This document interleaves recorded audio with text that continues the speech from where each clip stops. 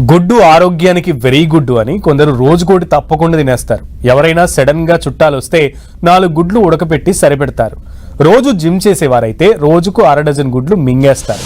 కానీ ఇప్పుడు గుడ్డు పిరమవుతోంది. తెలంగాణలో గుడ్డు రేట్లు ఎప్పుడూ లేనంత గరిష్ట స్థాయికి చేరాయి. ప్రస్తుతం రిటైల్ మార్కెట్లో ఒక్కో గుడ్డు ధర ఏకంగా 8 రూపాయల నుంచి 9 రూపాయల వరకు పలుకుతుంది. డజన్ గుడ్లు 100 రూపాయలు పలుకుతున్నాయి.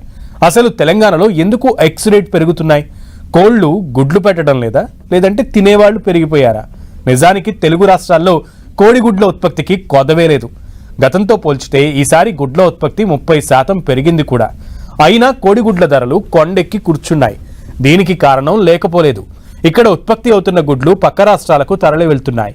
అందుకే తెలుగు రాష్ట్రాల్లో కొరత ఏర్పడి కోడిగుడ్ల ధరలు పెరుగుతున్నాయి. పక్క రాష్ట్రాల్లో కోడిగుడ్లకు భారీగా డిమాండ్ ఉంది. ధర కూడా అదే స్థాయిలో ఉంది. ఒక్కో గుడ్డు 10 రూపాయల వరకు పలుకుతోంది. దీంతో ఇక్కడి నుంచి వ్యాపారులు కోడిగుడ్లను సరిహద్దులు దాటించేస్తున్నారు. ఒక్క హైదరాబాద్లోనే రోజుకు 2 కోట్ల గుడ్లు అవసరమవుతాయి. కానీ 50 లక్షలే అందుబాటులో ఉంటున్నాయి. దీంతో కోడిగుడ్లకు ఇక్కడ కూడా ధర పెరుగుతోంది. దీంతో సామాన్యులే కాదు, దిగువ మధ్యతరగతి వర్గాలు సైతం కోడిగుడ్డు తినాలంటే ఆలోచిస్తున్నారు.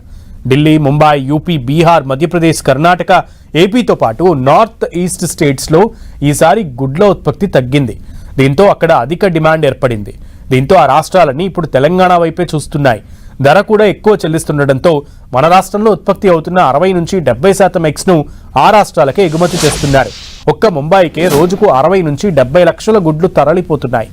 విదర్భకు 30 లక్షలు, యూపీకి 80 లక్షల ఎగ్స్ను ఎక్స్పోర్ట్ చేస్తున్నారు. మొత్తంగా ఎగ్స్ ధరలు ఆల్ టైమ్ రికార్డుకు చేరాయి.